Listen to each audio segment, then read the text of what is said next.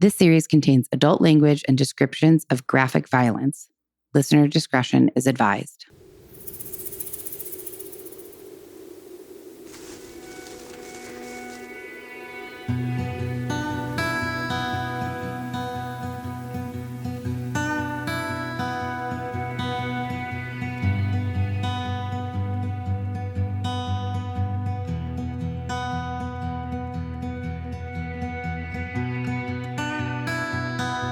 Hello. Hello. Hello.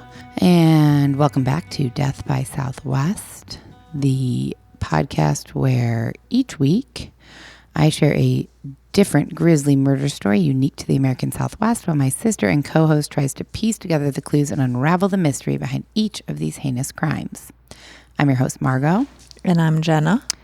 And we are here back with part 3 of The Toy Box Killer. And I think I've decided that 3 parts is too long. Too many. Too many. Just feels like it's dragged out a little bit. But it is a pretty intense story. So I guess there's a purpose to dragging it out. And it would be like a very, very long. It's long and intricate. That's why it's 3 and also 3. 3. Too many. So yeah. Too long.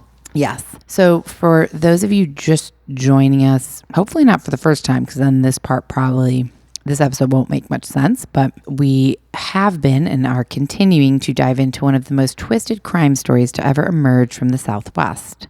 This is the story of David Parker Ray, a name that is now synonymous with pure evil. Dubbed the Toy Box Killer, David Parker Ray's heinous crimes spanned over 4 decades, leaving a trail of victims and unimaginable horrors across New Mexico. Today, we will wrap up this horrific story as we continue to explore his dark psyche, look at the depths of his depravity, and learn more about the unsuspecting victims who fell into his clutches. And for anyone listening, we did start recording this the other night at my house, but then we did an Instagram Live and some bonus content and ended up not being able to finish. So now we are finishing this part 3, but we are finishing it at Jenna's house. So if there is a slightly different sound, 2 parts. Or a dog lapping up water. Yes. Yes. I just wanted to let you know why. And we've already done our sense of place on part 1. Part 2, we kind of did a little truck driver special. And so we're not really going to have much of an intro for this one. There are a few little things that we wanted to talk about. We got like a couple brief listener questions.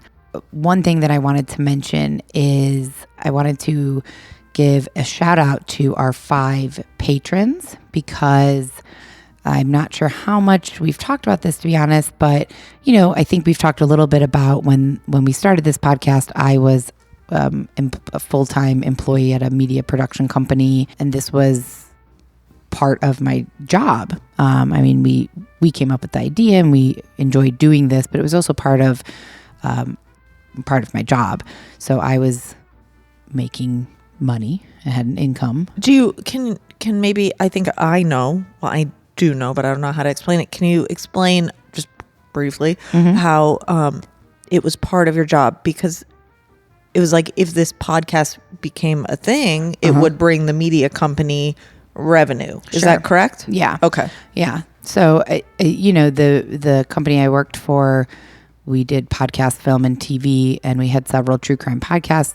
It's a very popular genre in podcasting. And on some company meeting, we were talking about how we'd love to have more female-hosted true crime at the company. And somebody suggested, like, well, Margot, why don't you like true crime? Like, you could do it. Why don't you do it? Come up with something. And I was like, well, maybe. Sounds interesting. I'm usually behind the scenes, like producer. I didn't know how I felt about that, but I talked to Jenna about it. I came up with a name, and then together we kind of flushed out what this podcast would be, or what we thought would be kind of comfortable and authentic to us and what we would enjoy doing, and did some couple months of trial runs and whatnot. And then Death by Southwest was born. But as a producer at the company, producing this show, hosting this show was part of kind of my daily, weekly workload, in addition to producing other shows and other, various tasks. And since then, I am no longer with that company, and am not at liberty to explain much more than that, except for that there were some financial issues, and we have parted with that company. So we are now fully independent, and I am fully unemployed. So I wanted to, whether I'm employed or not, we appreciate everyone supporting the show. Anyone who listens, that's a huge support, period. Anybody who leaves us reviews on Apple, who reaches out to us, all of those are different ways to show support, and we are really, really grateful for that. And then also Patreon is a great way to support the show. It's something that is new to both me and Jenna. So quite honestly, I've been kind of shit at Patreon up until recently. I'm trying to be better and making a real effort to put more exclusive content there. Ad-free episodes, video episodes are coming to there, etc. Anyways, it's a great way to support the show. And while the goal has always been to have a good show and enjoy doing something together, undeniably, if we're able to bring in money from it, there's a second level goal. Yeah, that's always a good thing. I think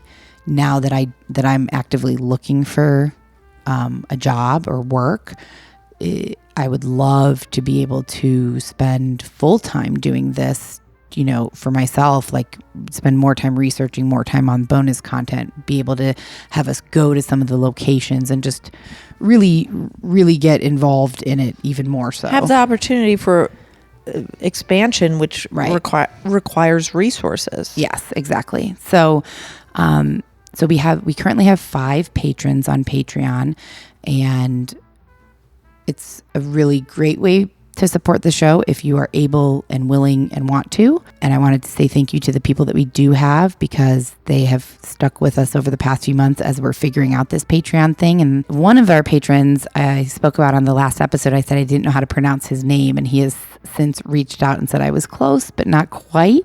So I think I said Zeka, and it's actually Zeka. So Zeka Crook is one of our patrons who has shared a lot of great information, and just really enjoyed getting to know him. Amanda Lee, Kate Vesely, Jenna Kagawa, and Brad Patterson. So I wanted to say thank you to all of you for supporting us, and anybody else who is so inclined.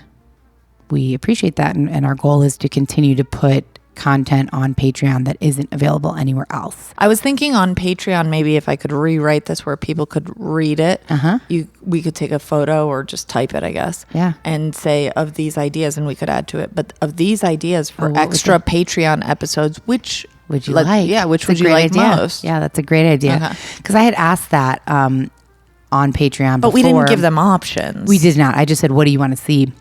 And I think what a couple people responded was, we want to know more about your personal life, see your life, see what you do, whatnot. And so we are working on that. But yeah, I mean, right now I'm trying to balance finding a job and not panicking constantly about not having a job while also doing the podcast. So I think the goal is always to grow it to the point where this could be my main focus. And that feels a little bit like icky. Yeah, to ask people to do that, it feels just a little bit uncomfortable. But if we're going to make a real go of this, I guess I got to a little bit. And then, for a very easy, free, and wonderful way to support us is by leaving review on Apple, because that kind of pushes the podcast up the charts and makes it more discoverable. So lots of people have left us reviews, and we appreciate all of them. And anyone else who's listening, if you have a few minutes to leave us one, we appreciate that as well. So there's our big plug for the day. Mostly for like the month or months, because you don't. I don't think you've often plugged the Patreon. No, I don't. It just feels uncomfortable. It feels a little kind of like please give us money and support us, and it feels shitty. But in reality, I love doing it. I think you really enjoy doing this. It is a lot of work, and now that it's not part of my job, I don't want to have less time to spend on it. I'd like to continue being able to spend a lot of time on it. So sure. Beyond that, We have a new website that I wanted to mention. It is just simply deathxsouthwest.com. Right now, there's not a ton of other information that you can't find in other places, but the goal is to eventually have our merch on there within the next few weeks, and to have more information about each of the cases. I'm going to start putting some of my research on there for anyone who's interested. I mean, it seems like people probably wouldn't be, but if you want to check it out, feel free to go check that out. There's a section on there where me and Jenna have some of our favorite products that we buy on Amazon because we're both big Amazon people, and just, extra things about us and about the show. So if you feel like checking that out. We only had a couple listener questions that came in. We had one that said, what makes, aside from our cases actually taking place in the Southwest, what makes them unique to the Southwest? And I don't think anything. Right? It's not like... I think that's why you use the word there, unique. To the American Southwest, because they take place here. Yeah, it's not like every case is like somebody got killed by a javelina or something. Yeah. Just... Good question. The geography is what makes it unique. Yeah. But a good question. And I kind of wish I had a better answer, but I think that's the truth. Yep. And then somebody asked... did you guys go to high school in Tucson, and which sister is older? I did. Jenna. Yeah, Jenna did go to high school in Tucson. I did not. I went to high school in Chicago, and I am older. And I'm not going to tell you how much older. A ton older. That also leaves people to think like it could go either way. Also, what does it matter? Because they don't know how old I am. Yeah, I'm 3.5 years older than Jenna. I guess you're right. And then we got something on one of our corrections lookup list forms that we have, and... I thought this was funny. I don't know who sent this. It doesn't have a name, but she or he said, nothing was incorrect. You guys just had a weird time grasping what a ward was. This is when we were talking about, I think it's the one in Provo, Utah. And we were talking about the LD, like the Church of Latter-day Saints, and how the church that you go to is based on your ward. And I was like, what the hell is a ward? And I I read the definition. It's like geographical areas. Oh, so it's not like a sect of the LDS. No, it has to do with geography. Yeah, and we talked about that, but this person explained it a little more. They said, in this area of Utah, the majority of the population is Mormon. So a ward is basically just your neighborhood, a few hundred families in one specific small area. She said from there are multiple wards. 5 to 10 wards are called a stake. And the larger LDS churches are called stake centers. So it's like the Church of Latter-day Saints, the church, the ward, the stake ward, or whatever you said last. I think it's like the ward is the small community, and then you take a bunch of those wards, you put them together, and that's a stake. Oh. And then the church in that area is the stake center, center of the stake, I guess. Well, also ward makes sense. Like I think probably maybe we overthought it, because like a ward of a hospital, like a hospital ward or a prison ward. Well, and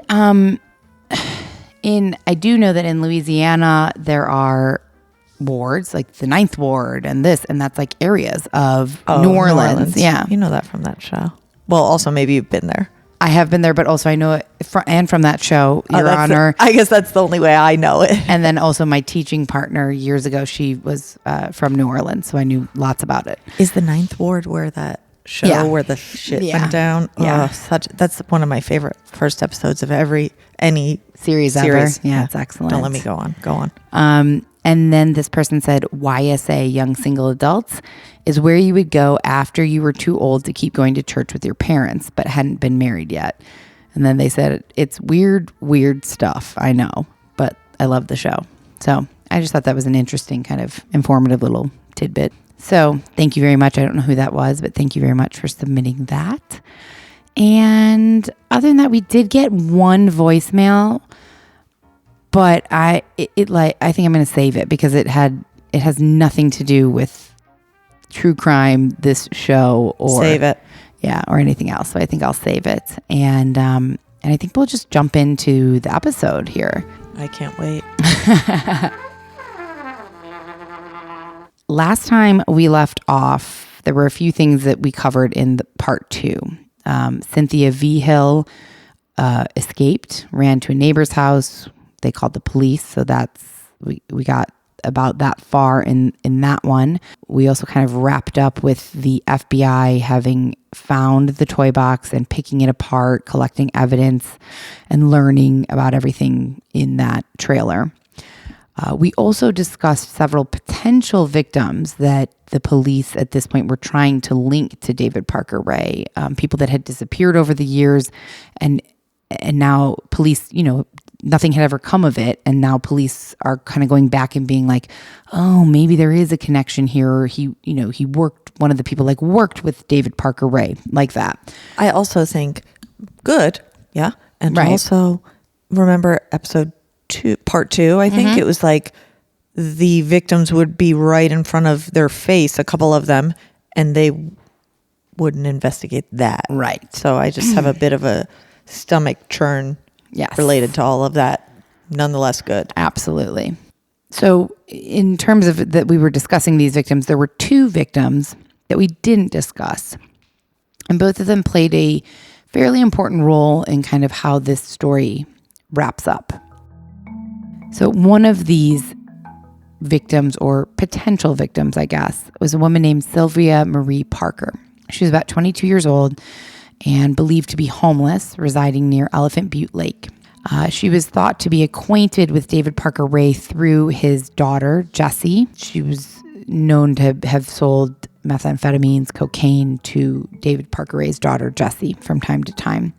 She also had 2 kids that she was living with, apparently in a tent that she had possibly borrowed from David Parker Ray. And so on July 5th, 1997, Tom McCooley contacted the authorities to report the disappearance of his half-sister, Sylvia Marie Parker. He told police that she struggled with drug addiction. She was involved in street-level sales of narcotics in order to survive and get by and support her kids, but that he spoke to her regularly. And when he couldn't get a hold of her by phone, he was concerned. So he went to her tent and to kind of investigate and see what was going on. And she wasn't there, but her kids were there, which raised a red flag.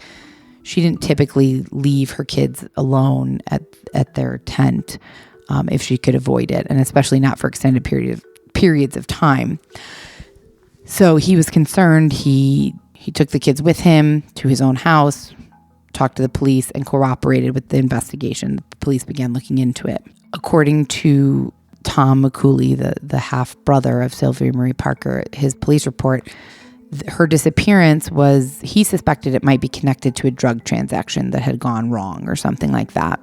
And this was kind of a common occurrence in the area that she was residing, apparently. But police, of course, wanted to investigate to make sure.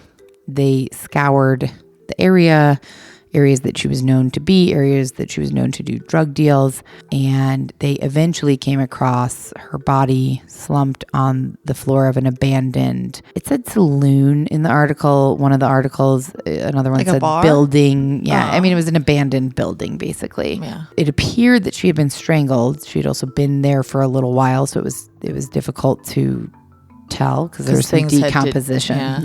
But there was no immediate signs of torture or sexual assault. Police continued to try and investigate, but being that she didn't have a lot of ties to anything, being homeless, unfortunately, the investigation really hit a standstill. She didn't have a mailbox, somewhere. Maybe she had a cell phone at her. Or what year was this? 1997. Oh, probably not. No, so no cell phone. I mean, she had very little ties to, tethers to the day-to-day life. Yeah. So the investigation kind of hit a standstill for quite a while. That is until 1999, when these stories about David Parker Ray and his crimes hit the media after Cynthia V. Hill escaped. We talked about her in the last episode. So she escaped. She went to the neighbors. The police came, and she went to the hospital. And so she survived, was seemingly, I don't even want to say okay. She was alive, which is She good. fought for her life, and she got out of there. Right. Thank goodness those neighbors were home. And let her in, right? I wouldn't, she probably looked scary. yeah, remember she was naked, Right, and blood just- everywhere. right. Yeah. And thank God they let her in, because remember, I think the last thing I said on the last episode was that Cindy Hendy was stabbed by Cynthia in the neck, and she had called 911 but then hung up before kind of completing anything. But police decided to go investigate anyways, that hang up call. And so as they were pulling up there to investigate that, David Parker Ray and Cindy were pulling away, and they apprehended them. So that's, I think, literally the last thing I said on the last episode. And so I was thinking, also lucky that those neighbors were home, because maybe, what if the police hadn't gotten there and Cindy and David had gotten off the property and to go looking for Cynthia? Yep. Could have gone so many different ways. So once the story of Cynthia's escape and David Parker Ray and Cindy Hendy's suspected involvement hit the news, another woman named Angelica Montano came forward, reporting that she was also sexually abused and tortured by David Parker Ray and his girlfriend. She told police that she lived in a nearby trailer and had simply gone to David's door one day asking to borrow some cake mix, which is an odd thing to borrow, but fine. She said that David very quickly grabbed her, pulled her inside, and told her that she was being kidnapped. Then Cindy and David stripped her down, chained her to a table, and attached electrodes to her body, shocking her multiple times to the point where she passed out from the pain. They then transferred her to the gynecological table, strapped her down, and drugged her while also forcing her to perform various sexual acts on both of them, and continuing to shock the most sensitive parts of her body with electrodes. So she was, I imagine, in and out of consciousness. Yeah. Yeah. That's what it sounds like. Don't miss what happens next in today's episode. We'll be right back after a short message from our sponsors.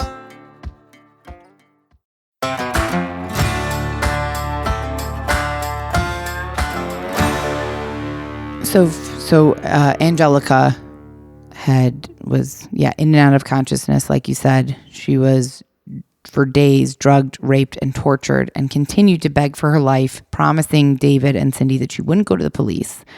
And amazingly, after several days, David, for whatever reason, acquiesced and decided to let her go. He loaded her into his car, drove her out into the desert, and left her on the side of the road, on the side of the highway, just out in the middle of nowhere.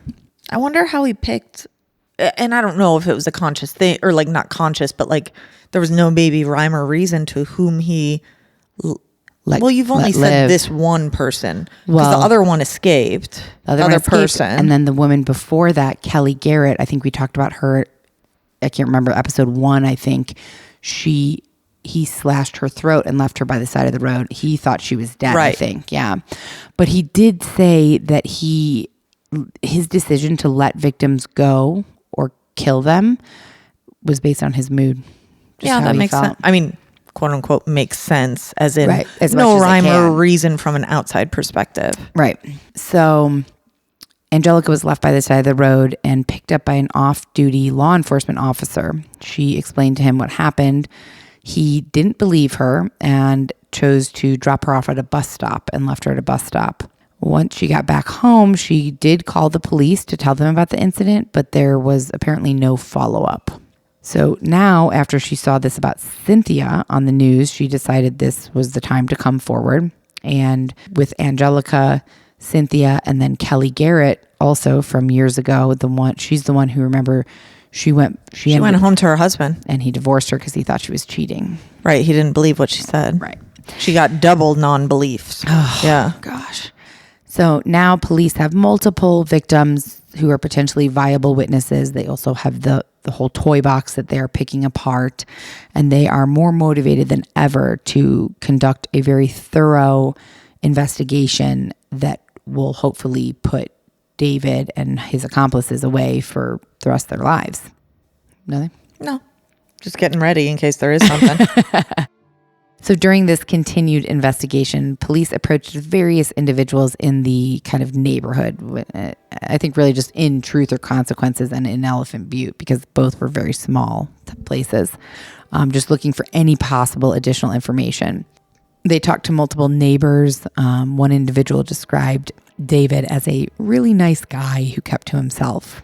But another person shared a very disturbing incident where Cindy, David's girlfriend, was a little bit drunk, apparently, and had gone to this neighbor's house. And as they were hanging out, Cindy had disclosed that her and Ray had been killing individuals for a while, and she found it very exhilarating.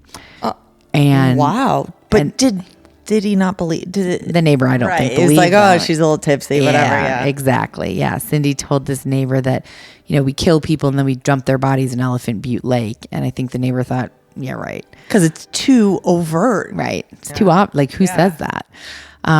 But once, at this point in 1999, when they have multiple victims and the entire toy box, authorities decided to investigate further into that. They did a cursory dredging of the lake. Unfortunately, nothing really significant was found. Also, during their inquiries with neighbors, they discovered through one of the neighbors something that directly linked Sylvia Marie Parker, the woman I just spoke about a few minutes ago, who had 2 kids, lived in the tent, that linked her to David Parker Ray. They found out that at the time of her disappearance, her boyfriend at the time had been a man named Dennis Roy Yancey, who was a known acquaintance of David. There was a witness that said Yancey was at the bar where Sylvia was seen the night she disappeared, the night that she was last seen. As a result of this kind of new information, in addition to these other victims and just everything is kind of coming together now. So they decided to bring in Dennis Roy Yancey for questioning. The story that Roy gave was that Marie Parker had in fact been a victim of David Parker Ray, that she had been abducted while she was in the toy box. She was systematically tortured over a period of a couple of days. When she wasn't being tortured, she was placed on a cot and slid underneath a part of the wall in the toy box that they could shut and lock. And at the end of all of this, the information that Roy Yancey gave us was that he was instructed to kill Marie Parker by strangulation.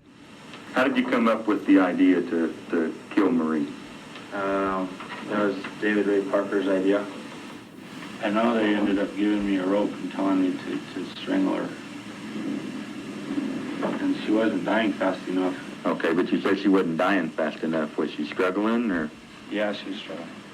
We have no doubt that his statement was accurate. His details were such that it's unquestionable that Roy Yancey killed Marie Parker. When they brought him in for questioning at this point, he, as you heard, confessed to murdering Sylvia Marie Parker under David's orders. And after more questioning, Dennis Roy Yancey also admitted that he had witnessed David Parker Ray and his daughter and Cindy torture many other women, and he didn't report it because he was afraid of David Parker Ray. Police told him that unless he turned state witness and testified, his sentence would be unbearably long. So he did. He agreed to do that. Like I said earlier, the last episode ended with that David Parker Ray and Cindy Hendy were arrested, detained, brought in, and charged with 12 counts that included kidnapping, aggravated battery, and conspiracy, I believe sexual assault. Multiple charges, but none of them were murder. They had nothing that they could concretely link a murder charge to anyone at this point. Attempted murder, things like that, but not murder. They had David and Cindy and at this point, Dennis Roy Yancey, all in custody.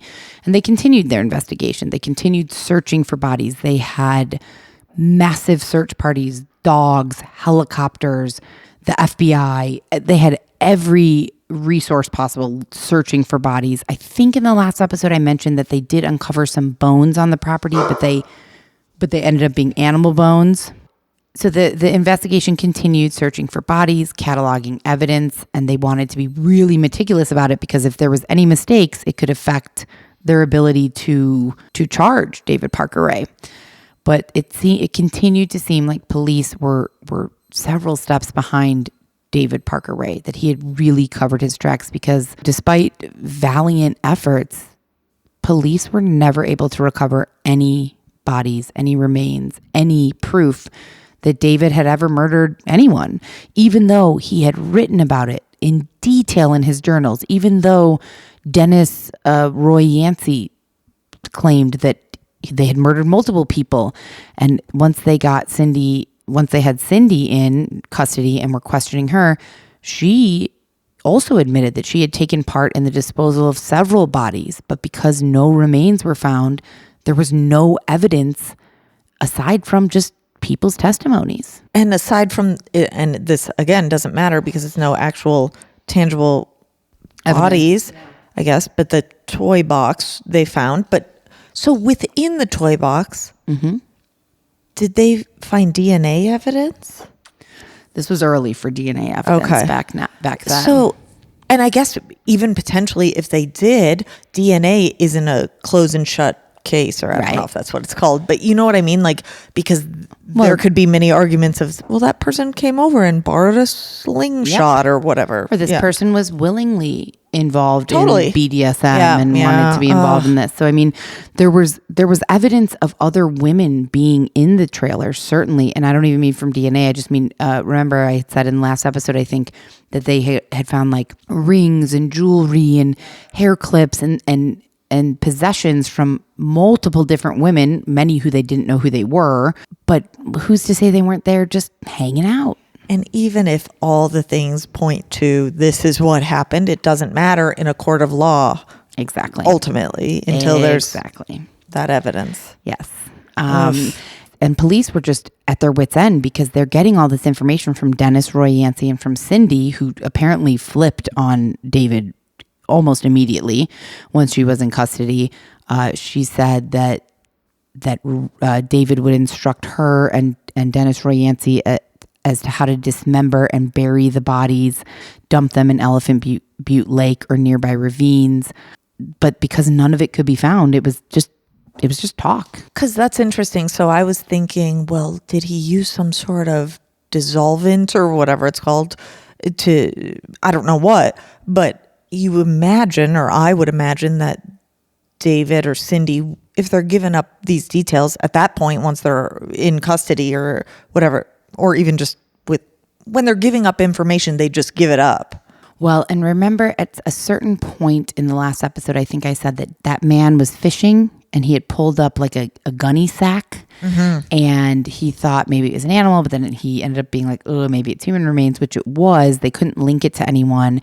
And when police questioned David about it, he said, I don't know anything about that, but I do know if you are going to get rid of a body, you want to scoop out the insides, fill it with cement or rocks, and then dump it in the lake. Oh, it sinks down. Right. So, I mean, he never... But of course, they dove down. Like, if they were searching they dredged the lake. Yeah, they pulled the lake. So he never fully admitted to, at this point, he hasn't admitted to murdering anyone. He's clearly strange, has weird journals, has weird accounts of things. Is he arrested or just in custody? He's arrested for the other things. He's arrested. For the things that he was charged with. He's been arrested and detained, both him and Cindy at this point. Right. You know, with 3 living victims, Kelly, who the husband who divorced her, Cynthia, who got away, and then Angelica, who went to the police after it happened. They didn't believe her, and then she came forward after Cynthia hit the news. So 3 living victims, ample video. They have video of Kelly Garrett. They have the audio recording that David made. They have his journals. They have all this jewelry and things they have all of this evidence. You would think, or I thought at least, as I'm learning about, as I was researching this, I was like, oh, this is like open shut. Like, he is getting the death penalty. They're going to convict him of murder and charge him with murder, no problem. But that was not the case. Is he still in prison? You'll find out. Oh, shit. I always jump ahead. That's okay. So beyond the fact that there were no actual bodies or remains, this trial was riddled with issues. Right off the bat, Judge Mertz ruled that the cases for the crimes against Cynthia, Angelica, and Kelly would be severed, which meant that he would be tried separately for each. And at first I kind of didn't understand, well, okay, so what? Like, what does that matter? But prosecutors said that this damaged the case because each woman's story would have corroborated and kind of like supported the other if it had been one trial. Was this a jury trial? Yes. So does that mean they had separate jurors for each trial? Yeah, totally separate trials. okay, then what you just said even more so matters or makes sense to me of like. So you're only getting one woman's testimony and hearing one woman's story as opposed to hearing all three of them combined together. Why, I wonder why it gets worse. It gets no. worse. The judge also ruled much of the evidence found in the trailer during the 1999 raid, like after Cynthia escaped, it could not be used in Kelly Garrett's or Angelica Montano's cases because he said no one could prove that this evidence that they found in 99 was present in 1996. Insane. Which is, you know what the craziest part about that is that there's a videotape. David Parker Ray took a video of Kelly Garrett in 96, but the judge didn't care. He also suppressed David Parker Ray's early interviews with the FBI and the New Mexico State Police. He banned media from jury selection. There was a lot of talk at the time saying that it was like he didn't want David Parker Ray to get convicted. He was doing everything in his power to kind of put these trials in his favor, like tip them in his favor. In David Parker Ray's favor. That's what I was thinking at first. But David Parker Ray wasn't necessarily like a high stat. I don't mean that rudely, but like he's just a person, right? Just a person, yeah. Like, okay, so if it's like a high status, huge to government or I don't know, maybe. But also then I was thinking maybe it was just an old school by the book, hardcore by the book, quote unquote, judge who, if it doesn't meet, like you can find millions of reasons to take it off. Also, to circle back to a show that you mentioned earlier, Your Honor, I think that we'll never know. I'll tell you right now, I don't know why the judge did this or was acting in this way, but that show kind of enlightened me to see that there are sometimes things that happen behind the scenes that nobody can understand or know about why a judge would act that way. That was the perfect example in that show of like he was being threatened and blackmailed that if he didn't rule certain things in the courtroom, his son would be harmed. Definitely. And so I'm not saying that that's the case here, but there could be extenuating circumstances. These are humans. These judges are humans with real lives and spouses and children and cousins and friends and problems in their past. Also, I think about that show, and I'll be quick. I was thinking you were going to say that show depicts a judge who seemingly, besides fair, and sees even more than fair, sees people who are on trial as humans. And at least a couple times that I saw the show in the courtroom, accounts for them being human. Totally. Yeah. Yeah. And that works both ways, I guess. Oh, totally. You can be human. And you can be both in the same judge. Totally. Yeah. Yeah. So everyone's all, duh. That's true. Sometimes we got to talk it out. So after the jury selection for this first trial, the first trial was going to be Kelly Garrett. And so they did the jury selection.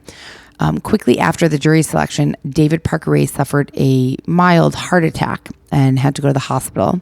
He had a history of heart trouble. Of course, the prosecution thought he was trying to delay the proceedings, and it did delay them. The judge postponed the trial for a week. Lucky for him, the postponement ended up excluding a couple of expert witnesses. I don't have details on it, but apparently there were a few expert witnesses who were supposed to participate in the trial, but due to the delay, then they couldn't. I was wondering, it questionable. Totally. And I was wondering if they got Kelly, at this time, Kelly's ex-husband in there. I don't believe so. So the trial was postponed for a week. And in that week, Angelica Montano died from pneumonia. After the ordeal that she went through in 97 with David Parker Ray, she turned to drugs to cope with the pain that she was dealing with after the PTSD. Yeah. And being a drug addict, her immune system. And so she died. And based on, without her testimony, it was determined that there was no trial. Yeah. They called the trial off. Ugh. So at this point, David Parker Ray had now gotten away without any type of punishment or conviction. Yeah. He didn't have to answer for his kidnapping, raping, and torturing of Angelica. Alleged. Yeah. Alleged. You're right. Yeah. But they still had Kelly Garrett's trial and Cynthia Vigil's trial. So in July of 2000, Kelly Garrett took the stand forced to sit only several feet away from the person who had kidnapped, tortured, and raped her for days. David Parker Ray was sitting 10 feet away from her as she shared her account. And I had seen an interview with her where she said that she didn't want to. She was terrified. Of course, I mean, she had no interest in doing this, but she wanted to make sure he did not get back out in the world. So she did it. And she said that what she really wanted was to not cry. She didn't want to give him the satisfaction, because she said he was just sitting there and he had this like smug smile on his face the whole time, because she's obviously very upset, talking about the most horrific trauma ever.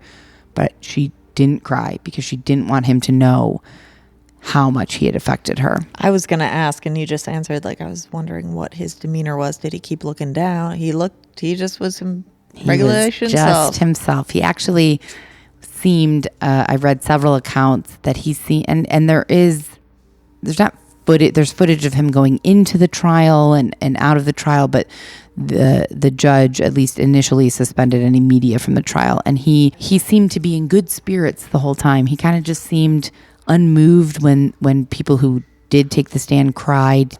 No, very little emotion, and if anything, just kind of a small smirk on his face. Well, I have to imagine he was had to just quote unquote authentically be that person who's like cut off from something, if he could do all those things. Also, I was thinking maybe he was just doing what some of the victims tried to do and act like everything's fine. Right. So Kelly had also stated that she was very clear that she did not want the death penalty for David Parker Ray. She said it would be too easy. Yeah. She was hoping that he would spend his entire life in prison. I get that. Totally. You want him to suffer.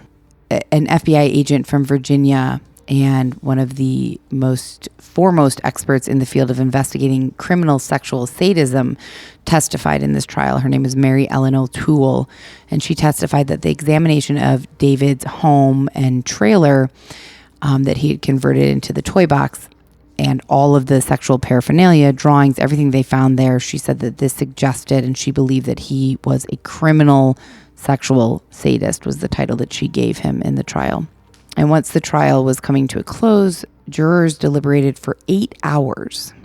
However, they were unable to come to an agreement on the 12 charges. 2 jurors said that they found Kelly's story to be just straight up unbelievable. They couldn't believe it. Several other jurors voted to acquit David Parker Ray because they felt that she wasn't a believable or persuasive victim. God, I didn't know victims had to be persuasive. Yeah, she was not, I guess, what they call not a sympathetic victim. I get it's a huge, for a general, I don't want to say normal person, but like someone who's not maybe into sexual sadism or just has never heard things like this. Right. It is unbelievable. Totally. That doesn't mean it didn't happen. Of course Obviously. not. Yeah. Well, I mean, yeah, there's a video of it, but it's still... Oh, it's maddening. It's maddening. Yeah. And then several other jurors said that they didn't think that it was torture. They thought that she was a willing participant. And that's likely because David Parker Ray's defense team used the defense that the sex trailer was part of David's fantasy life and that all sex was consensual. They were saying that these women consented to it, and that's a really sticky area because part of it is one of the participants acting like they don't want to be involved, like it's like a rape fantasy. Right, but a rape fantasy, that's fine. It's actually more common than I thought. I've learned some things on that. Even if these women willingly said, tie me up, clamp my whatever sensitive parts, try this on me. These various victims at some point said, please stop. Please let me go. Yes. So it doesn't, none of that matters. Right. As soon as that is said, then it doesn't matter. Right. But that was, of course, they have to have some defense for him in that. So that was their defense. Mm-hmm. Ultimately, the fact that Kelly could really not remember much. She remembered certain things. She was able to identify him. She knew that he was somebody who had raped her. But remember, she was so severely drugged and then had her throat slashed that she really didn't remember a lot of the details. And she was honest about that. And that was kind of the nail in the coffin of this verdict. And on July 14th, 2000, Judge Mertz declared a mistrial for Kelly Garrett. You don't want to miss what happens next in today's murder story, so don't go anywhere. We'll be right back after a short message from our sponsors.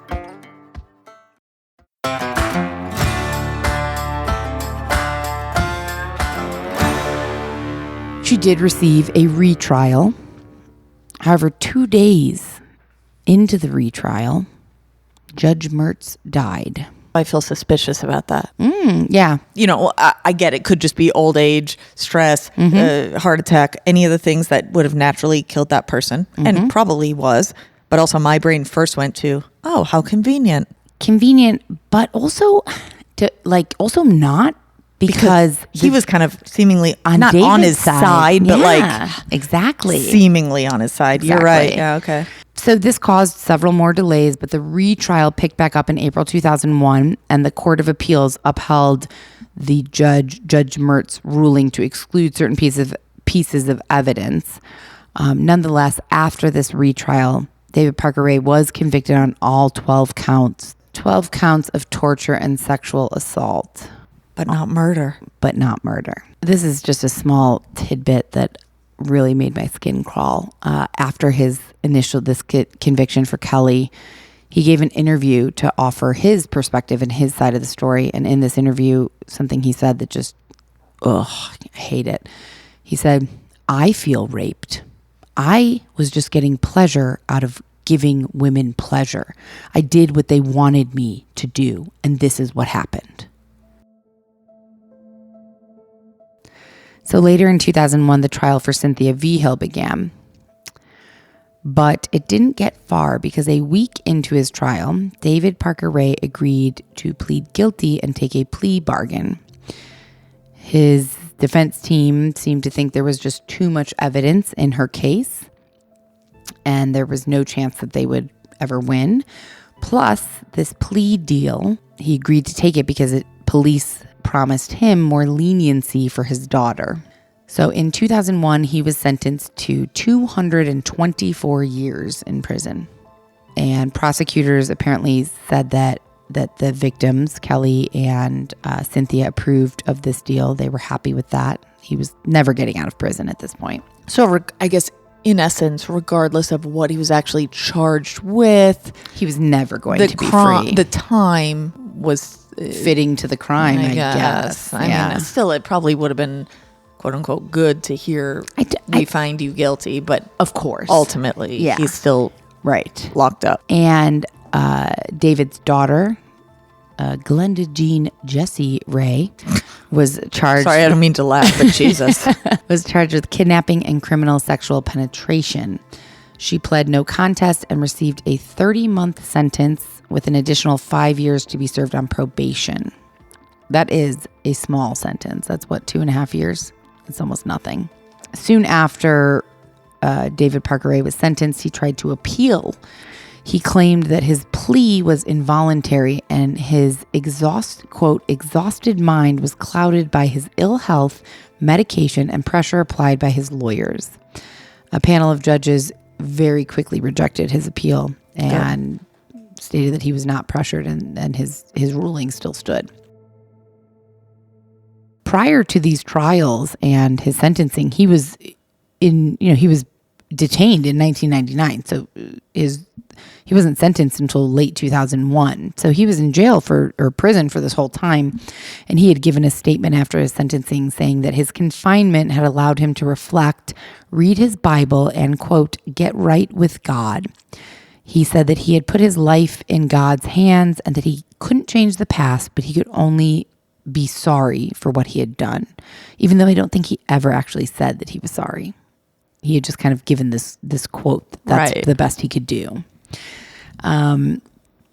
Police to this day believe that David Parker Ray was responsible for anywhere from 40 to 60 murders over the decades of his crimes, but without the bodies and only having diary entries and, personal witness statements, those murders were never able to be prosecuted.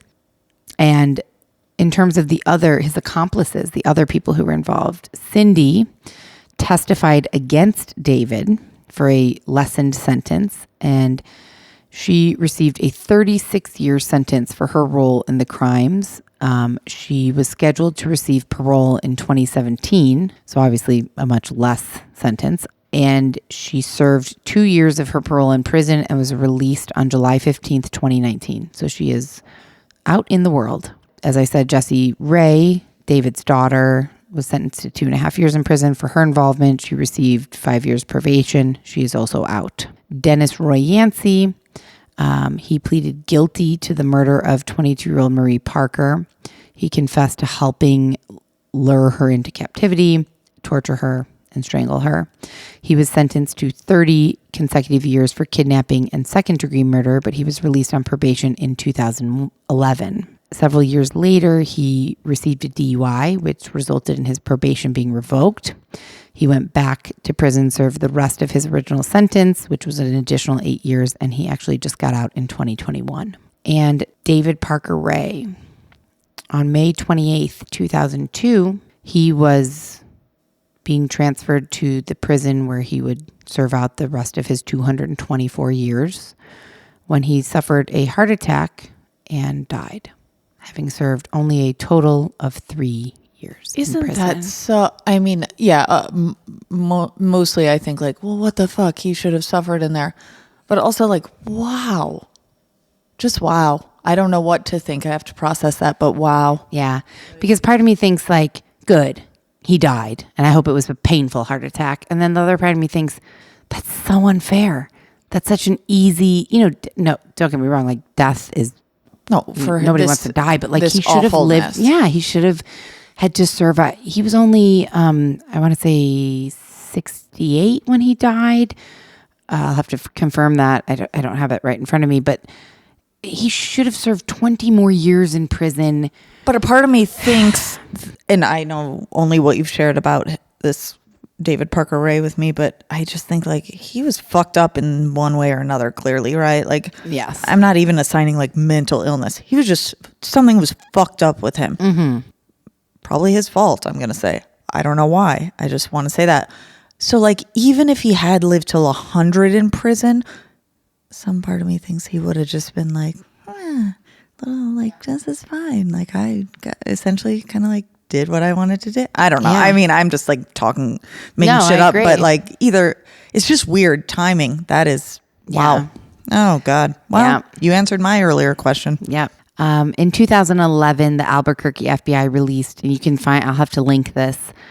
I mean, I don't know who would want to see this, but the FBI released hundreds of images of the items that were collected in the investigation of the toy box, jewelry, clothes, hair clips and things. I mean, I would want to see that. That sounds easy, like less hard to see than the words that came out of your mouth. Yes, it's not gory or anything, but it's when you really, because I've looked at it, when you look at it and think like this barrette belonged to some woman who we don't know who he definitely murdered, but we don't know and we can't prove it, and now he's dead. Yeah. Frank Fisher of the Albuquerque field office said, quote, "The FBI, along with its law enforcement partners in New Mexico, is aggressively pursuing continuous leads and search for remains of any possible victims of David Parker Ray. We are asking family and friends of missing people to look over these photographs and contact us if they recognize any of the items." He also said, "We're still getting good leads, and as long as we're continuing to get leads, and as long as the exposure in the press keeps generating interest in the case, we're going to keep investigating this." So even though he's dead, David Parker Ray is dead, they're still continuing to hopefully find justice for some of these unknown victims. And that sounds like there's potentially a lot of unknown victims. And I don't have a ton of information I don't really know where Kelly Garrett is, but I do have a little information on Cynthia Vigil, the victim that we learned so much about in previous episodes. She seemingly did amazingly well for herself. She continued on once she had worked through this to the best of her ability. She went to school to be a medical assistant and dental hygienist, and she completed both of those programs, but her criminal history, because remember she had been, when she was abducted, she was awaiting kind of a trial, I believe, for drug trafficking. or drug sales. And so her criminal history kept her from getting a job as a medical assistant or dental hygienist, which is very frustrating for her. God, she went to school first and then kind of found that out. Yeah. But in 2010, she went on to co-found a nonprofit organization called Street Safe New Mexico. It's an organization that helps women who are living on the street. She is a partner in the organization, Christine Barber. They pay for hotel rooms for women on the street to shower and sleep. They hand out essentials like clothes.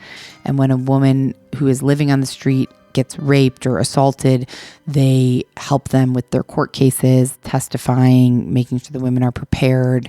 And in the winter of 2020, she actually became one of the first people in New Mexico to begin the process for a pardon for her drug crimes. And I believe the most recent news I could find is that Governor Michelle Grisham granted her a partial pardon for nonviolent offenses. So potentially she can get one of those jobs that That's she what I has was been going to say. looking Like, into. I'm not saying like, shouldn't there be like a balancing out account? Right. Like, let's give this woman a break. Oy.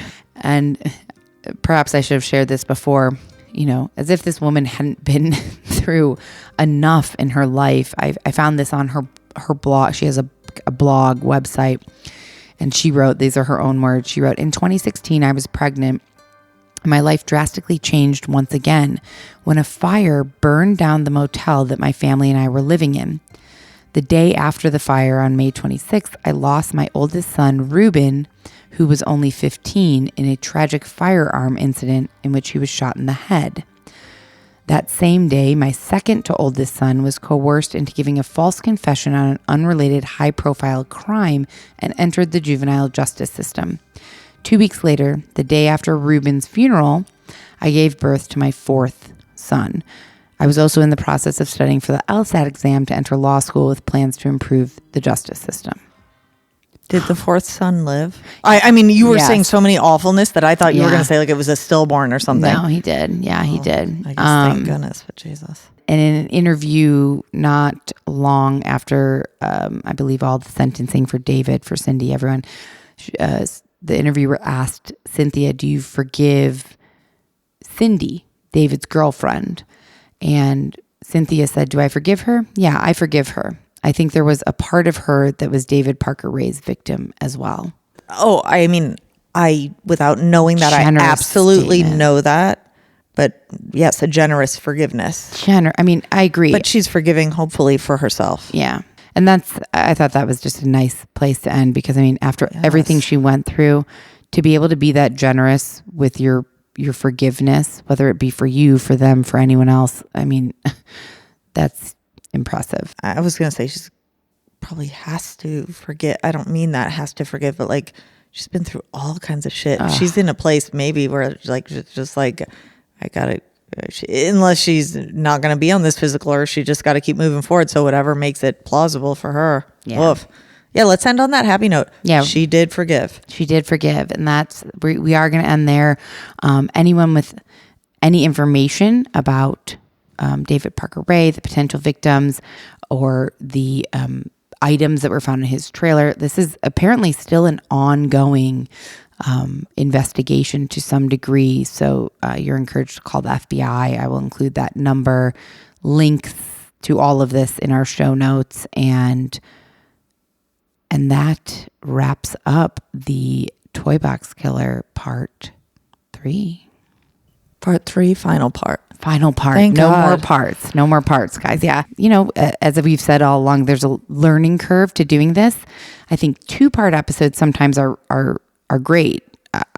It's too much to have it in one. Well, I was just saying this was an extra, not more important, but extra detailed and disgusting Yeah. details. Yeah. This was a heavy one. So I think aside from it being long and quite honestly, we could do 4 more episodes. Like there's so much information. So this is I won't be a part of that. quite frankly an abbreviated version of it. But either way, this is the end of this 3-parter. We thank you for listening.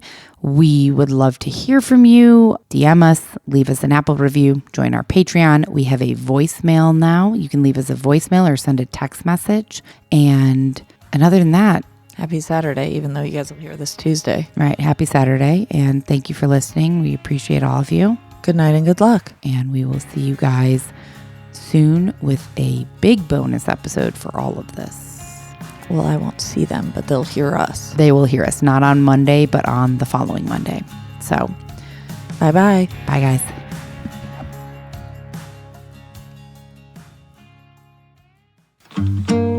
Death by Southwest is hosted by Jenna Schneider and Margot Carmichael. Executive produced by Margot Carmichael. Produced by Jenna Schneider. Audio editing and sound design by Margot Carmichael. Music by Soundstripe. And a special thanks to Edward R. Murrow for letting us borrow his famous sign-off phrase, good night and good luck.